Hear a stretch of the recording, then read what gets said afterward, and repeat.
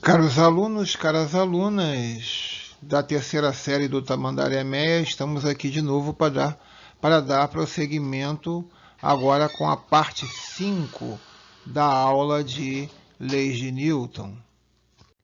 Bem, nesse slide você vê a Terra, e eu espero que você não acredite que a Terra seja plana, mas enfim, você vê perpendicular à superfície da Terra, você percebe uma árvore, alguém andando e a Torre de Pisa, de onde Galileu Galilei abandonou os dois objetos de massas diferentes para mostrar que caíam praticamente ao mesmo tempo.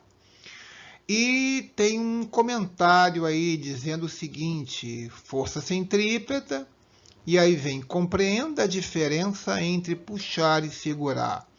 É o seguinte: a gravidade atrai a Lua para o centro da Terra, mas a gravidade também atrai para o centro da Terra aquela maçã que cai da árvore.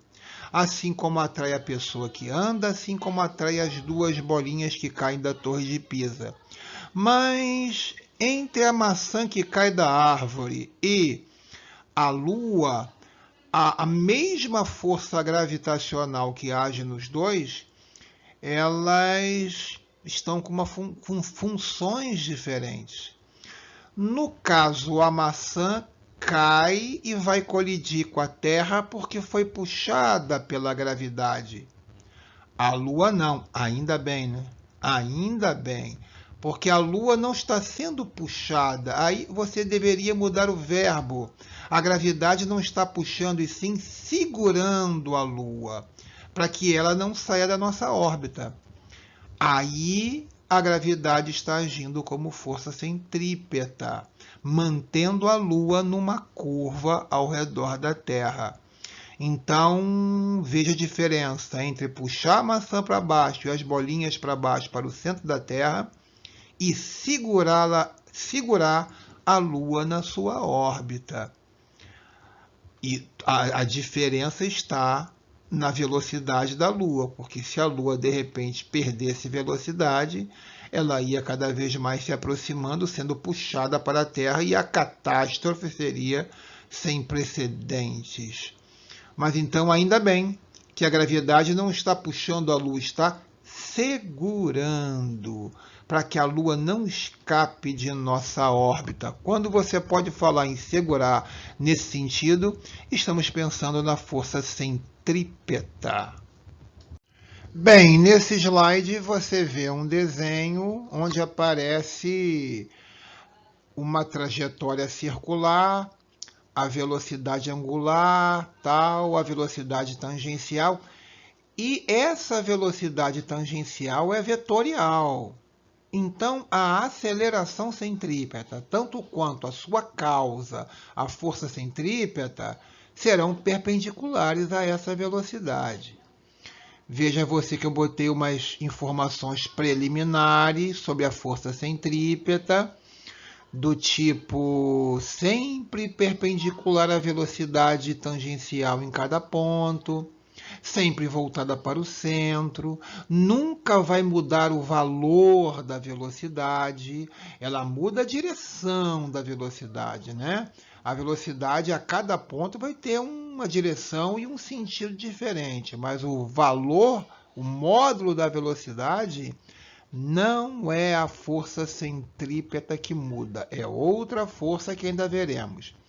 E finalizando ali, no finalzinho, terá enquanto, já falei, né? Terá enquanto causa a mesma direção e sentido da aceleração, o seu efeito.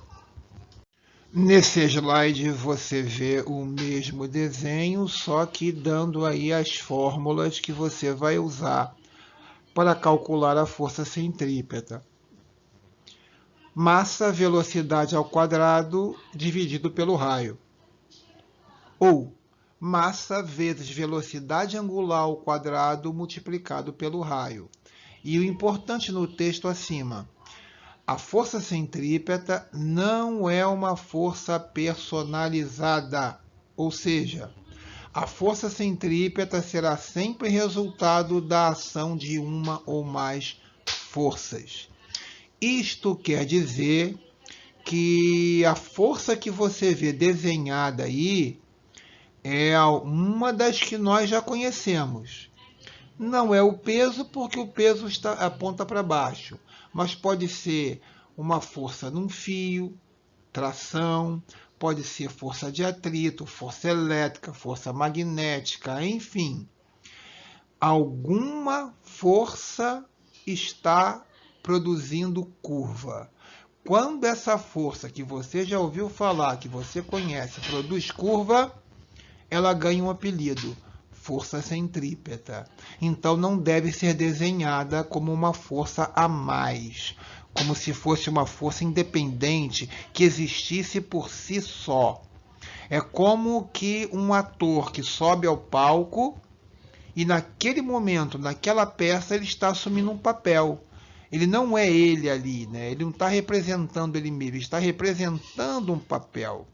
Então ele pode ter lá o seu nome, a sua identidade, mas naquele momento ele é um personagem. Então, a força que está produzindo essa curva aí, eu não sei qual é. Pode ser qualquer uma das que eu citei, mas por estar produzindo curva, ganha o apelido de força centrípeta. Vamos ver então aí o caso do declive ou da depressão, como se o carro passasse num grande buraco. O movimento é curvo. Se o movimento é curvo, a primeira coisa que você tem que saber é que a força resultante não pode ser zero. Tem que existir uma força centrípeta que sempre aponta para o centro da curva. E o centro da curva está em cima. É por isso que a normal é maior do que o peso. Imagina que a normal vale 1.000 e o peso vale 700. Faz sentido. A normal tem que ser maior, porque 1.000 para cima com 700 para baixo daria 300 para cima, vetorialmente somando. Esse 300 é a força centrípeta, que você vai achar pela diferença entre a normal e o peso. E aí ficaria então mv ao quadrado sobre o raio igual a normal menos o peso, que é mg. Veja aí. Agora vamos ao contrário, onde o carro passa numa lombada ou elevação. Agora você tem uma curva onde o centro está embaixo. E a força centrípeta aponta sempre para o centro. É por isso que o peso é maior do que a normal agora. Então, a força centrípeta, imaginando agora que o peso vale 700, então a normal pode ser, por exemplo, 300. Se o peso é 700 e a normal é 300, então daria 400 para baixo. Esse 400 newtons seria a força centrípeta. Então, você acharia a força centrípeta subtraindo o peso menos a normal. Veja aí.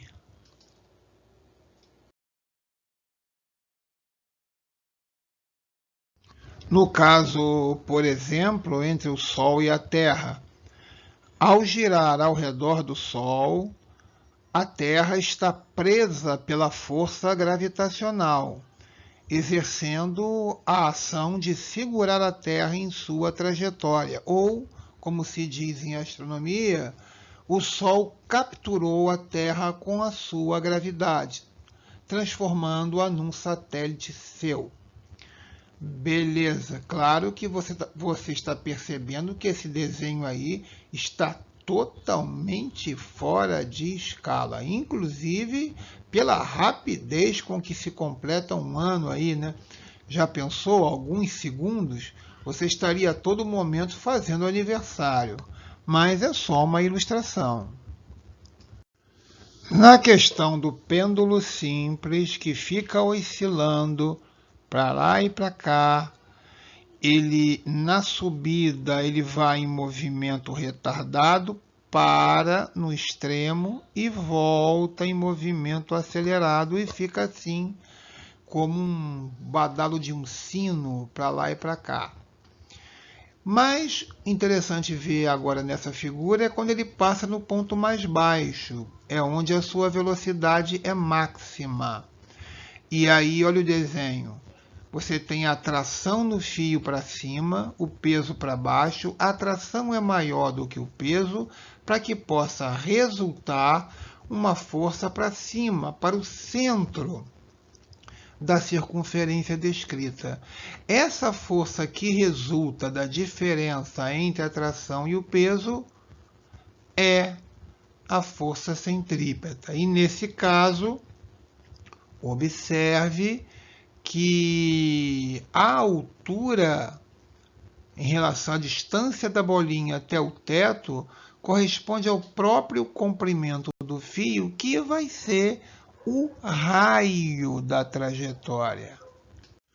O pêndulo simples nesse slide, ele oscila entre dois pontos A e B, igualmente separados ou equidistantes da reta vertical que delimitaria o ponto mais baixo da bolinha. Então, nos dois extremos, o pêndulo para. Se ele para, se a velocidade é zero, pela fórmula mv ao quadrado sobre o raio, jogando zero na velocidade, é claro que você vai ter uma força centrípeta nula. Então, nos extremos, para lá e para cá, nos extremos A e B, a velocidade é nula e não temos então a força centrípeta. Mesmo a tração será equilibrada por uma das componentes do peso.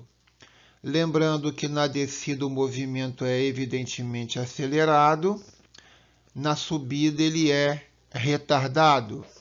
Então a velocidade máxima fica no ponto mais baixo. Nesse ponto você teria a tração para cima e o peso para baixo. Lembrando que nesse caso a tração seria maior do que o peso, justamente para que você tenha a resultante centrípeta, que é sempre voltada para o centro da curva, nesse caso para cima, lá no teto. Veja agora nesse slide o momento em que o pêndulo está em um dos extremos, aqui do lado esquerdo da figura. Então aí ele está parado, veja lá, velocidade nula à direita, abaixo da fotografia, força centrípeta nula, e a tração então tem que ser igual a PY, igual que eu falo, na verdade seria simétrica, elas se equilibram. Então, nesse ponto, no extremo, quando você decompõe a força-peso em Px e Py, o que acontece? Py se equilibra com a tração. Px vai ser uma força perpendicular ao raio da circunferência, então essa força não é centrípeta. Ela não produz curva, mas ela tem que existir. Para quê? Para trazer a bolinha de volta em movimento acelerado. Essa força Px seria a força tangencial à circunferência descrita. Essa força aí é que vai trazer o pêndulo de volta. E após passar da metade, essa força continua existindo, só que em sentido contrário à velocidade do pêndulo. Ela vai passar a puxar para trás. Ou seja, o pêndulo do meio para frente agora vai entrar em movimento retardado. No slide que você vê, a pergunta A bolinha está subindo ou descendo? Olhe para o desenho, reflita um pouco e me responda daqui a alguns minutos. Responda, né? Daqui a alguns minutos. Bem, então você refletiu um pouco e vamos ver as opções que você pode ter pensado em responder. Que a bolinha está subindo, ou que a bolinha está descendo, ou você não sabe responder, ou então você acertou, dizendo que nada se pode afirmar, porque está faltando aí o sentido da velocidade. O que está no desenho são as forças que atuam na bolinha, o peso e a atração. E aí o peso foi até decomposto, né, em mg cosseno e mg seno. O que é esse mg seno? É a força que está trazendo a bolinha para baixo, caso ela esteja descendo. Ou é a força que está retardando o movimento da bolinha, caso ela esteja subindo.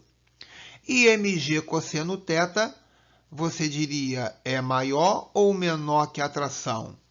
Embora o desenho possa não estar mostrando direito, mas a atração tem que ser maior do que mg cosseno θ, para poder termos uma força centrípeta voltada para o centro. Nesse caso, em qualquer ponto do movimento, a atração não pode ser igual a mg cosseno, muito menos menor. Ela tem que ser maior para gerar a força centrípeta. Então, nesse desenho, não dá para saber se a bolinha está subindo ou descendo. Só se eu desenhasse o sentido da velocidade. Então, uma resposta possível seria também: ou ela está subindo em movimento retardado, ou ela está descendo em movimento acelerado. Nesse slide, você vê uma fórmula nova. T é o período, é o tempo que o pêndulo leva para ir e voltar. 2π você sabe o que é. G é a aceleração da gravidade. L é o comprimento do fio. Então, você mede o período, o tempo de ida e volta de um pêndulo assim. E aí embaixo você vê duas perguntas. O que aconteceria com o pêndulo quando a massa da bolinha fosse dobrada? E letra B, o comprimento do fio fosse quadruplicado. Tempo para você responder a essas duas perguntas olhando para a fórmula. Então, você vê aí a solução. A letra A, se você dobrar a massa da bolinha, não acontece nada. O período permanece o mesmo, porque como você pode ver na fórmula aí, já identificada por Galileu Galilei, o período, o tempo de ida e volta do pêndulo não depende da massa. E na letra B, sim, você pode até fazer a experiência em casa, com uma bolinha bem pesada, uma linha, e perceber que se você quadruplicar o comprimento da linha, você vai notar que o período de ida e volta do pêndulo vai dobrar. É simples, se você tirar o L da fórmula e botar 4L, raiz de 4 dá 2. Então, na fórmula vai aparecer um 2 multiplicando o 2 que já está, mostrando que realmente vai duplicar o período. O pêndulo cônico. Bem, cuidado que agora você vai ter uma situação diferente do pêndulo anterior. Agora você não deverá decompor o peso, que aí na figura está como Fg, de força gravitacional. porque o peso já é vertical para baixo, não é? O que você normalmente vai ter que fazer para resolver exercícios é decompor a tração, que aí está como a força Ft, força de tração. Aí você vai ter, embora não apareça na figura, o ângulo θ estaria ali entre Ft cosseno e Ft. Então, quando você decompor a força de tração, Ft, Ft seno de θ e Ft cosseno. Ft cosseno é vertical para cima e equilibra o peso. Ft seno aponta para o centro e é a força centrípeta. Lembrando que esse movimento é num plano, ele fica num plano horizontal, girando em MCU, movimento circular e uniforme. Para conseguir isso, só em situações especialíssimas, você teria que, para começar, desprezar qualquer tipo de atrito.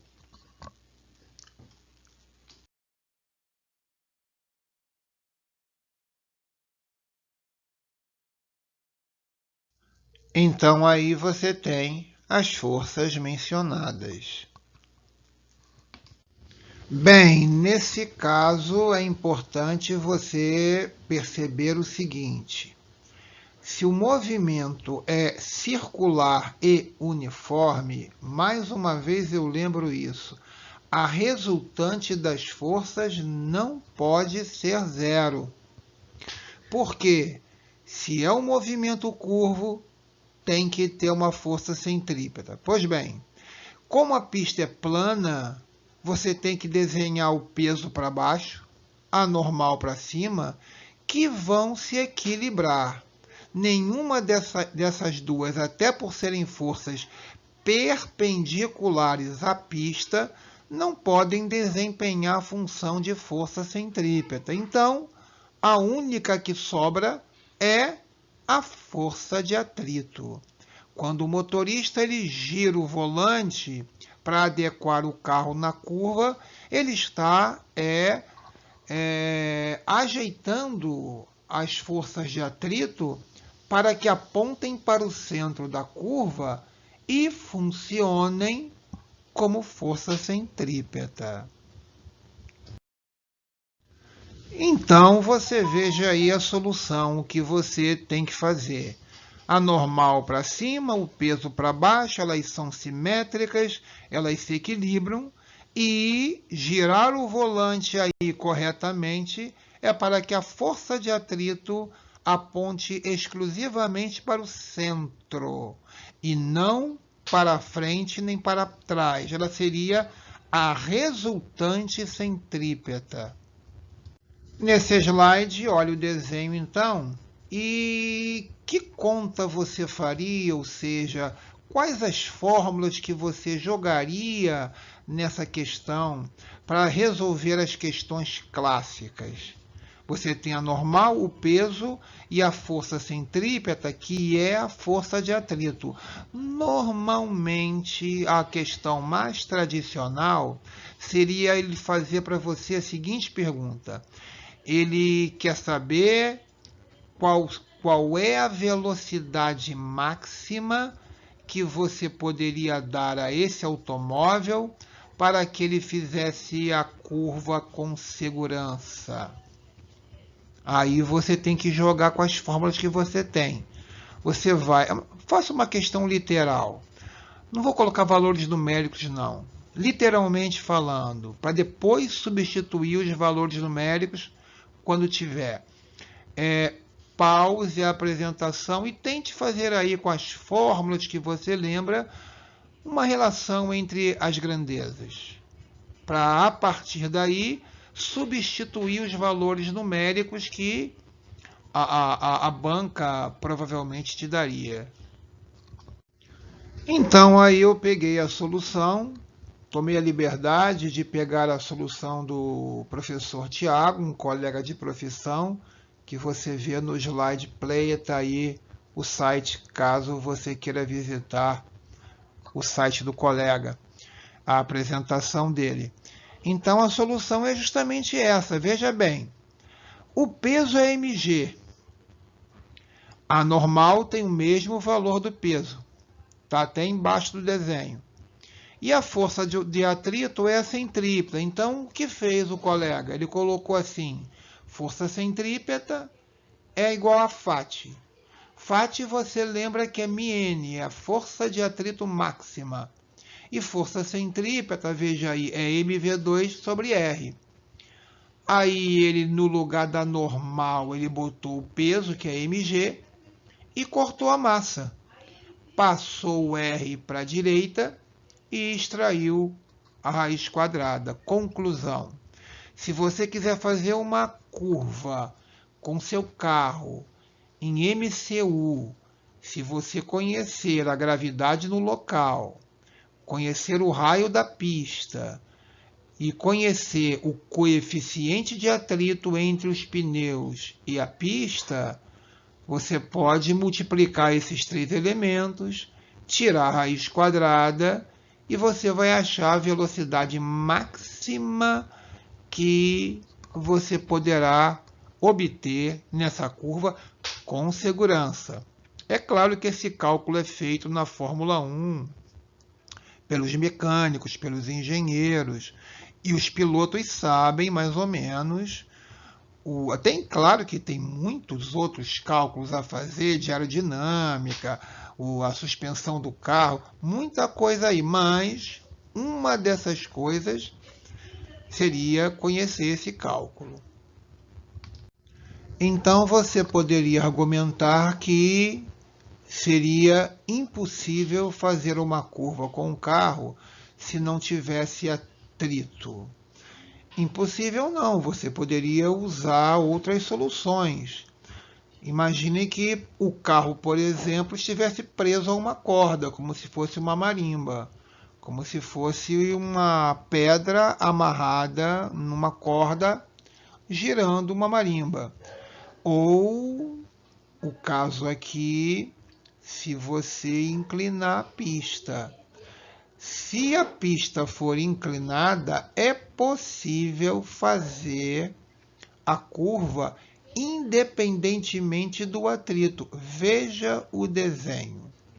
A normal, sempre perpendicular ao plano, inclinada aí meio que no sentido noroeste, e o peso para baixo. Agora você tem que fazer o seguinte, você vai decompor a força normal numa força Fy para cima que equilibra o peso, e uma força Fx para a esquerda, onde estaria o centro da curva. E essa normal projetada na horizontal que você vê aí, Fx, essa força assumiria o papel de força centrípeta. Beleza? Vamos ver isso?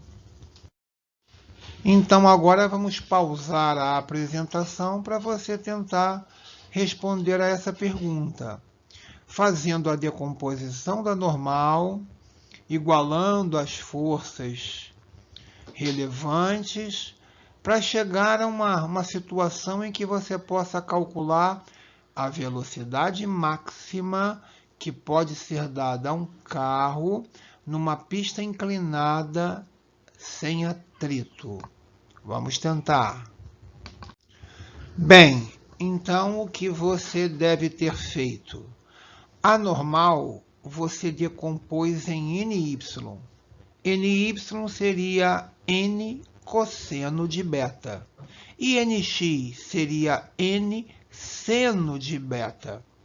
Aí você pegou esse N cosseno de beta e igualou ao peso. E o N seno de beta, que é o NX, que aponta para o centro da curva, seria a força centrípeta. Veja aí a solução, então. Veja na solução, lá em cima à esquerda, NY é N cosseno beta, que justamente vai equilibrar o peso, que é mg. Aí você guarda como equação 1. A outra seria N seno beta, que é o Nx, que é a força centrípeta. Então fica N seno de beta igual a mv2 sobre R. Beleza. E agora você resolve o sistema. Como? Bem, eu resolvi assim, veja lá, embaixo à esquerda. Eu dividi as duas equações. N seno beta igual a mv2 sobre R é igual sobre N cosseno beta igual a mg. Cortei a massa, cortei o N, seno dividido por cosseno dá tangente, aí olha lá em cima à direita. Tangente é igual a V2 sobre RG. Passei o RG para o outro lado, multiplicando a tangente de beta, depois tirei a raiz quadrada. Conclusão, a velocidade máxima vai ser raiz quadrada do raio da curva, multiplicado pela aceleração da gravidade, multiplicado pela tangente do ângulo. Tá bom? Nessa questão aí, aliás, essa aí é uma questão que caiu do vestibular da UFRJ. Ele dizia o seguinte: veja como calcular a velocidade mínima de segurança no ponto mais alto do globo da morte, sendo que esse globo tem um raio de 6,4 metros e a gravidade no local é 10 metros por segundo ao quadrado. Aí você faça a gentileza de olhar para a figura, que você vai ver que quando o motociclista está lá em cima no teto, no ponto mais alto, a normal aponta para baixo, hein? Não vá desenhar a normal para cima, não. O peso você sabe que é para baixo, que é igual a mg. Agora, quando o motociclista passa lá em cima, no ponto mais alto, você vê o quê? Que as rodas da moto empurram o teto para cima. O teto reage e empurra para baixo. Então, tem duas forças para baixo que apontam para o centro, a normal e o peso. Qual delas seria centrípeta? Resposta: as duas. As duas apontam para o centro. Então, a ideia é somar as duas.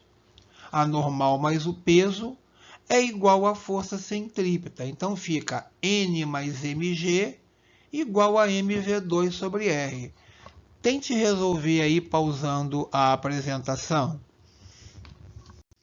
Bom, então eu acho que você já chegou a uma conclusão. Que a força centrípeta é a normal mais o peso, porque as duas apontam para o centro. Aí você escreveu assim: força centrípeta é normal mais o peso.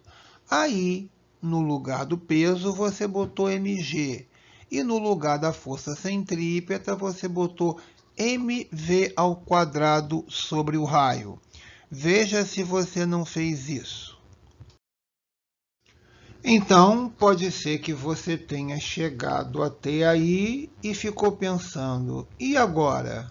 Eu tenho o raio G, mas não tenho N e também não tenho a massa? Bem, nesse ponto você tem que pensar o seguinte: lá em cima o perigo não é ser muito veloz, é ser muito lento, porque ele pode cair. Então, à medida em que ele vai diminuindo a velocidade, vai ficando mais perigoso.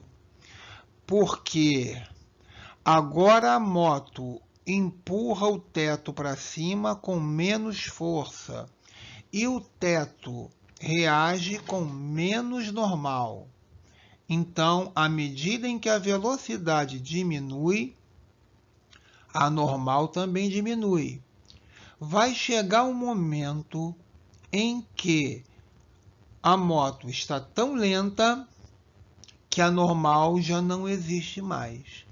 Ou seja, a moto perde o contato com o teto. Esse é o ponto crucial da questão. Essa é a velocidade mínima. É quando a normal se anula. E aí, a curva ainda é possível? É, porque ainda tem o peso. Mas agora é só o peso. Então, a força centrípeta ficou no seu valor mínimo. Então, a velocidade é mínima. O que você vai fazer agora? A gente vai passar para o outro slide. Então, vamos lá. Vamos fazer o que foi dito no slide anterior. Quando a velocidade é mínima, a normal é igual a zero. Aí vai ficar mv2 sobre r igual a mg e você corta a massa. Corta a massa e veja como fica.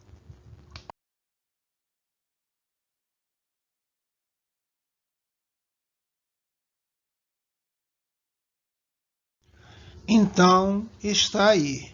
Igualando a normal a zero, cortando a massa, você chega à relação raiz de RG. Como o raio foi dado é 6,4 e a gravidade vale 10, fica a raiz de 64. Resposta, 8 metros por segundo. É a velocidade mínima de segurança para passar no ponto mais alto. Bem, já estamos no limite do nosso tempo para essa videoaula. Eu vou deixar um dever para casa. Dá uma olhadinha nessa figura, é a ideia do rotor. E a pergunta é a seguinte, a questão é literal, tá? Você vai usar só letras para chegar a uma fórmula para depois substituir os dados numéricos, como eu fiz no slide anterior. Você vai fazer o seguinte, qual é a velocidade angular ômega, né, mínima para que o chão possa ser retirado sem que o homem caia? Essa é difícil, hein? Mas pensa aí como dever de casa. E a segunda seria a espaçonave do futuro, né? Que acreditam que teria que ser a nave para que a humanidade pudesse buscar um outro planeta, ou se tivesse que sair da Terra e percorrer grandes distâncias espaciais. As naves teriam de ser giratórias. A pergunta é, por quê? Valeu? Ficamos por aqui. Um abraço para todos. Até o próximo encontro.